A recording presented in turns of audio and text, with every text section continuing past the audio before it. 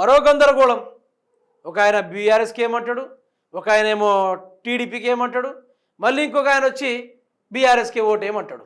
మరి ఏంది మరి రాష్ట్రంలో బీఆర్ఎస్ గ్రాఫ్ పెరుగుకుంటా పోయే కొద్దీ నాయకులు కూడా మాకు బీఆర్ఎస్ వద్దు అనుకొని झटకాయించేసి ప్లేట్ ఫిరాయించిన నాయకులు కూడా అందరూ బీఆర్ఎస్.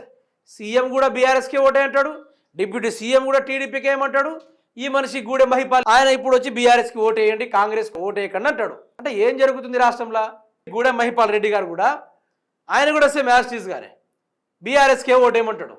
అంతగానో ఏముంది బీఆర్ఎస్లని? మొన్న వద్దు వద్దని రుకిర్రు.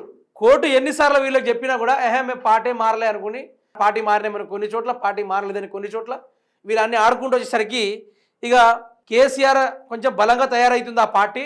మనకు బీఆర్ఎస్ ఉంటేనే భవిష్యత్తు ఉంటుంది, లేకుంటే మన బతుకులు సిప్పలు ముట్టిన బతుకులు అయిపోతాయి అనుకుంటూ వాళ్ళు ఆలోచన చేసుకొని ఎంతగా దిగిచ్చిర్రో మీరే చూడండి. బీఆర్ఎస్ అభ్యర్థులను గెలిపించండి, కాంగ్రెస్తో ఉపయోగం లేదు. కాంగ్రెస్ ఎమ్మెల్యే గూడెం మహిపాల్ రెడ్డి అంటే ఆయన ఒక రూపాయి కూడా ఇవ్వలేదట. ఎవరు? రేవంత్ రెడ్డి. ఒక రూపాయి ఇచ్చుంటే ఆయన ఇట్లాంటి మాటలు మాట్లాడకపోయేటోడు. ఈయన కూడా టీడీపీకి ఓటే, జనసేనకు ఓటే అని అనేటోడు. అంటే అందరికీ మైండ్లో ఏదో ప్రాబ్లం వచ్చింది. కాంగ్రెస్ పార్టీలో ఉన్నోళ్ళకి, కాంగ్రెస్ పార్టీని ఆశ్రయించి పోయిన వాళ్ళకి మైండ్లో ఏదో తేడా వచ్చింది. అందరికీ వచ్చింది కాబట్టే వాళ్ళ పార్టీల గురించి వాళ్ళు ప్రచారం చేసుకోవాల్సింది పోయి బీఆర్ఎస్ పార్టీని హైప్ చేస్తూ ఉన్నారు.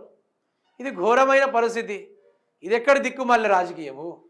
ఒకరేమో తొడలు కొట్టుకున్నారు, అసెంబ్లీ సాక్షిగా మిమ్మల్ని రోడ్ల వంటి తిరగనీయ అది ఇది అనుకుంటూ మాట్లాడిన వీళ్ళ పరిస్థితి ఈరోజు చూస్తే నవ్వు అనిపిస్తుంది, నవ్వు వస్తుంది వీళ్ళ వ్యవహారం చూస్తూ ఉంటే.